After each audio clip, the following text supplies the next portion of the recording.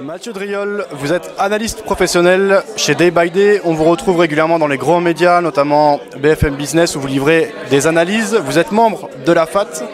Je vais vous laisser vous présenter et nous présenter votre rôle au sein de cette association. Alors au sein de l'association, je suis juste un simple membre. Je participe quand j'ai le temps ou quand on m'en fait la demande, que ce soit pour des ateliers ou des conférences à l'université. Après, personnellement, ça fait 17 ans que j'exerce au sein de Day by Day, donc un cabinet d'analyse technique et uniquement de l'analyse technique. Et s'investir au sein de la FAT est quelque chose d'important. Très bien. Justement, en quoi c'est important? C'est une association qui existe depuis 1990. On y retrouve plusieurs profils, plusieurs types de professionnels, mais également de simples passionnés particuliers. Pourquoi vous pensez que c'est important d'avoir ce type d'association?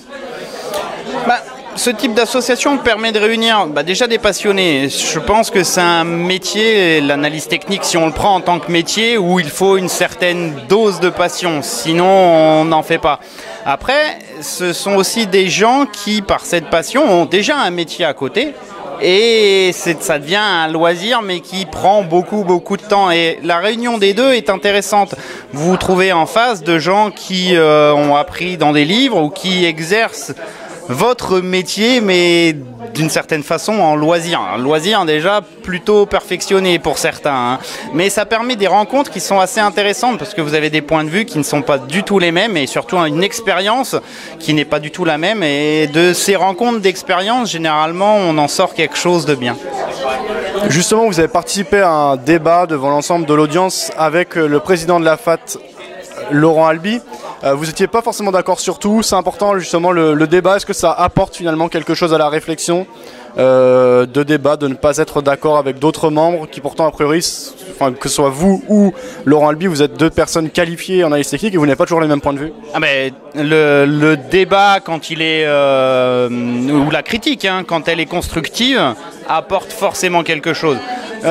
Pour moi, quand vous êtes deux à travailler sur quelque chose et que vous confrontez vos idées, vous en tirez plus que 1 + 1. La qualité du travail obtenu est forcément meilleure.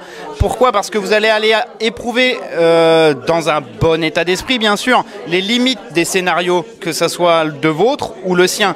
Et c'est lorsque vous allez tester les limites de vos scénarios, quels qu'ils soient, que vous obtenez, on va dire, un peu la quintessence de ce que vous pensez. Quand vous arrivez à bien formuler quelque chose à quelqu'un, à l'expliquer correctement, il y a quand même plus de chances que ça soit juste. Ok, dernière chose, quels sont les projets de la FAT pour la deuxième partie de l'année 2017? Aucune idée. En tant que simple membre et participant, je ne sais pas malheureusement ce qu'ils veulent faire. Après, je serai toujours disponible s'il faut animer des choses.